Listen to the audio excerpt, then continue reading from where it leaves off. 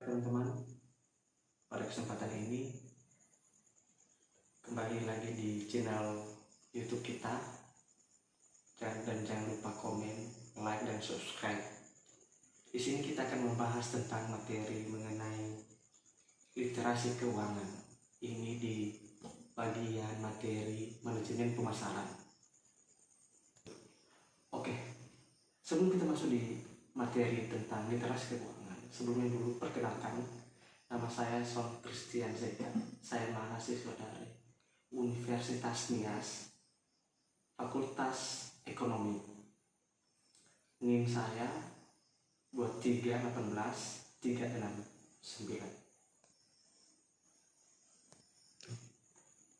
Jadi teman-teman, di sini saya sudah membuat PPT saya mengenai literasi keuangan, di mana literasi keuangan yaitu merupakan pengetahuan, pemahaman, maupun itu pengelolaan dan keterampilan untuk mengelola suatu keuangan yang lebih baik, ya.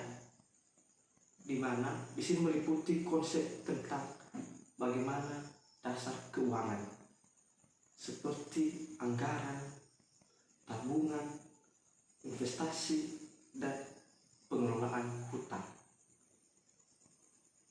Oke, teman-teman, dari pengertian literasi keuangan tersebut, maka kita diajar untuk bagaimana supaya kita di bagian jurusan manajemen ini supaya lebih teratur, lebih disiplin untuk mengelola bagaimana dasar-dasar keuangan.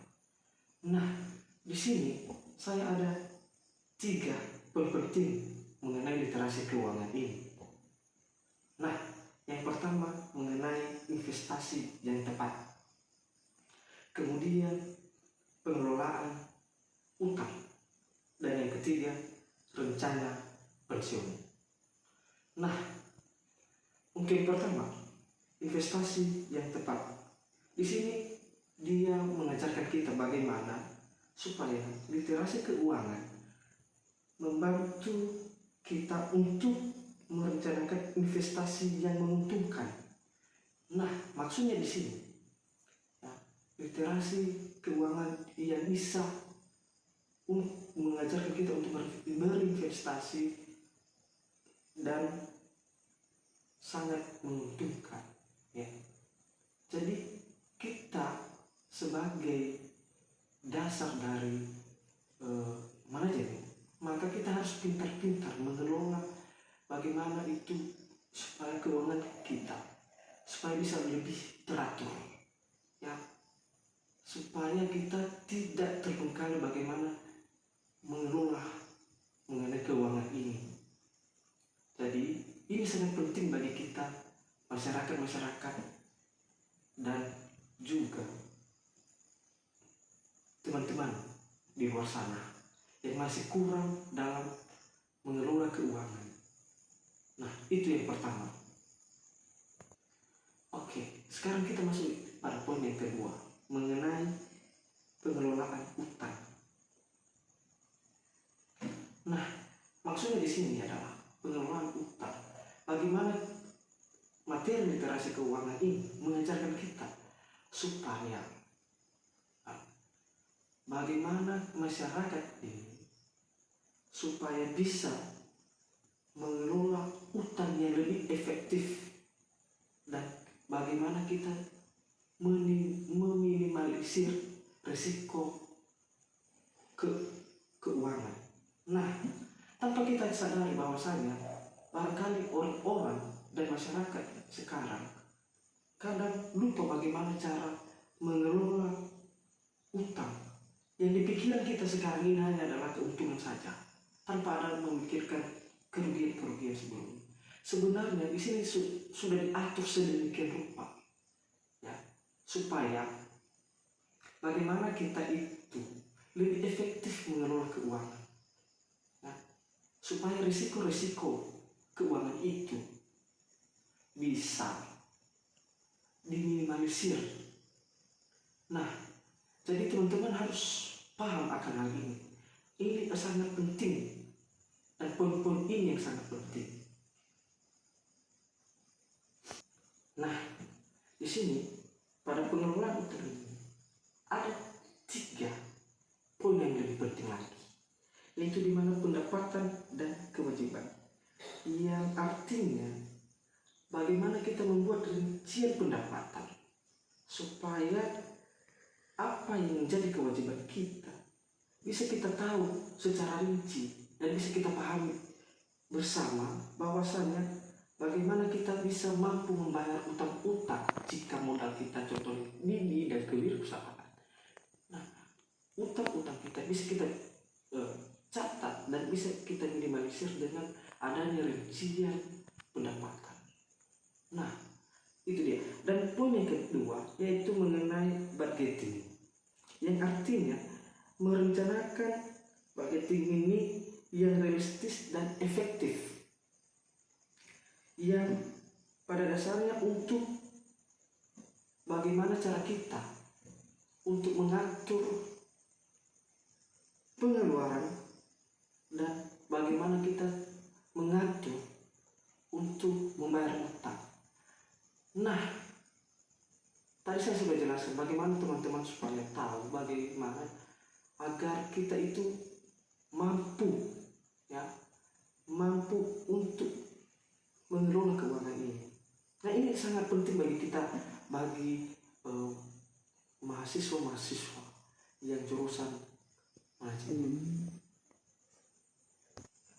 Jadi wajib teman-teman tahu itu.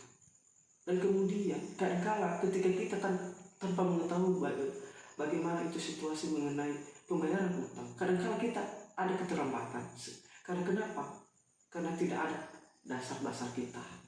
Inilah dasar-dasar kita untuk bisa membayar utang di bagian budgeting. Dan teman-teman jangan akan lupa akan hal ini, ya, supaya kedepannya apa yang menjadi dasar-dasar ketika kita mengetahui dasar ini, maka setiap proses bagaimana kita membayar utang bisa lancar karena adanya ketepatan rincian-rincian yang sudah kita siapkan dari awal. Jadi tidak ada lagi istilah yang namanya keterlambatan untuk membayar utang. Dan yang poin ketiga dari pengelolaan utang ini yaitu bagaimana cara kita pengelolaan utang. Tadi saya sudah jelaskan di bagian-bagian ini. Di sini mencakup keduanya. Jadi saya rasa bagaimana kita mengurangi utang. Di sini diatur untuk bagaimana strategi mengurangi utang dan membayar lebih daripada minimum. Dilihat dari bagaimana rincian pendapatan kita supaya bisa membayar utang-utang kita. Nah, pada PPT saya di sini kita akan membahas mengenai manfaat literasi keuangan dalam perencanaan pensiun. Nah, di sini ada tergolong 3 bagian, yaitu mengenai perencanaan dini, persiapan kesehatan keuangan, dan pengelolaan dana sisa. Di sini pada poin yang pertama mengenai perencanaan yang dini. Di sini dia mengajak kita bagi kita yang ingin berusaha, bagaimana kita mampu merencanakan, ya, bagaimana kita mampu merencanakan pensiun dari usia muda untuk mencapai kestabilan finansial kita di masa tua. Jadi wajib teman-teman tahu bahwasanya ketika kita hambur-hamburan dari sekarang, kita tidak bakalan bisa tahu bagaimana dengan hasil keuangan kita di masa yang akan datang. Karena ini mencakup bagaimana kesejahteraan kita. Ya, wajib kita ketahui itu dulu. Kalau hanya sebatas hambur-hamburan, maka jaminan di masa tua kita itu tidak akan lebih strategis lagi dan tidak lebih efektif lagi.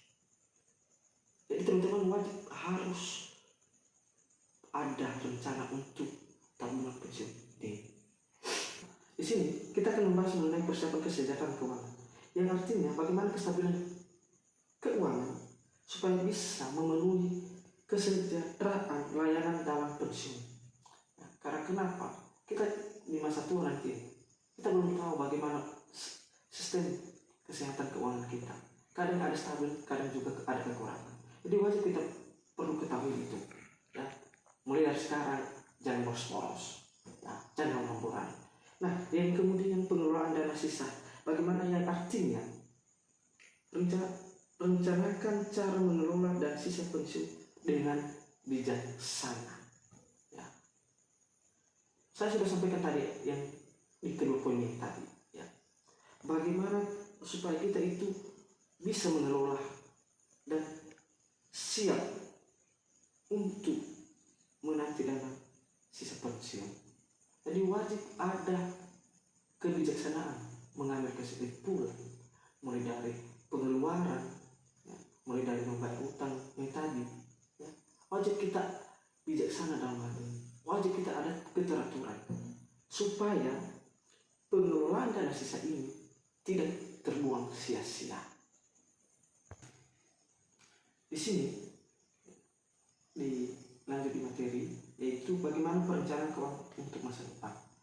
Ini dalam arti jangka panjang. Jadi teman-teman ada 3 poin di sini, yaitu kebutuhan darurat, kebutuhan persiapan pendidikan anak, dan investasi properti. Kita bahas satu persatu. Yang pertama, kebutuhan darurat. Yang artinya memiliki tabungan untuk kebutuhan darurat dan perlindungan finansial saat krisis. Ya, yang artinya bagaimanapun situasinya nanti, perkembangan ekonomi, wajib kita punya tabungan, ya, untuk mencegah bagaimana kesiapan kebutuhan darurat, ya, dan untuk perlindungan finansial kita. Ya. Kadang-kadang kita tidak akan memikirkan jangka panjang. Sekarang, ya, kenapa? Saya contoh dengan orang-orang China di luar sana. Mereka kenapa secepat itu maju? Karena mereka sudah memikirkan jangka panjang, jangka pendek. Kadang-kadang kita sebagai, mohon maaf, kita orang nias, ya, kita buka usaha. Kenapa jarang sekali ada yang lebih maju? Karena kenapa? Mereka tidak akan memikirkan jangka panjang. Mereka hanya memikirkan yang masa sekarang, yang artinya jangka pendek saja, tanpa ada tabungan-tabungan untuk di kemudian hari. Kemudian persiapan pendidikan anak. Bagaimana kita supaya ketika sudah berkeluarga, kita sudah mempersiapkan bagaimana biaya pendidikan di sekolah anak, ya. Tanpa kita sadari, semuanya itu akan berjalan semestinya. Jadi kita juga harus sadar bahwasanya kita harus punya komitmen bagaimana kita menyekolahkan untuk meraih cita-cita anak dan keluarga kita. Nah, kemudian yang terakhir mengenai investasi properti, yang artinya merencanakan investasi ini, ya, sebagai aset utama kita di masa yang akan datang. Nah, baik teman-teman, dari beberapa materi yang saya sampaikan dari PPT saya, beberapa mengenai literasi keuangan, maka saya menarik kesimpulan di sini, yaitu kesimpulan literasi keuangan itu penting untuk memiliki pemahaman yang baik tentang keuangan pribadi. Dengan literasi keuangan yang baik, maka seseorang bisa mengambil keputusan yang bijaksana dan yang cerdas, bisa mengelola anggaran-anggaran dengan baik, menghindari hutang yang berlebihan, dan siap mempersiapkan tabungan masa depan buat keluarga yang lebih sejahtera. Nah teman-teman, tadi saya sudah memaparkan materi saya mengenai literasi keuangan, mulai dari poin-poin penting mengenai pengertian, pentingnya literasi keuangan, pengelolaan utang, dan manfaat literasi keuangan, dan yang terakhir mengenai perencanaan keuangan untuk masa depan.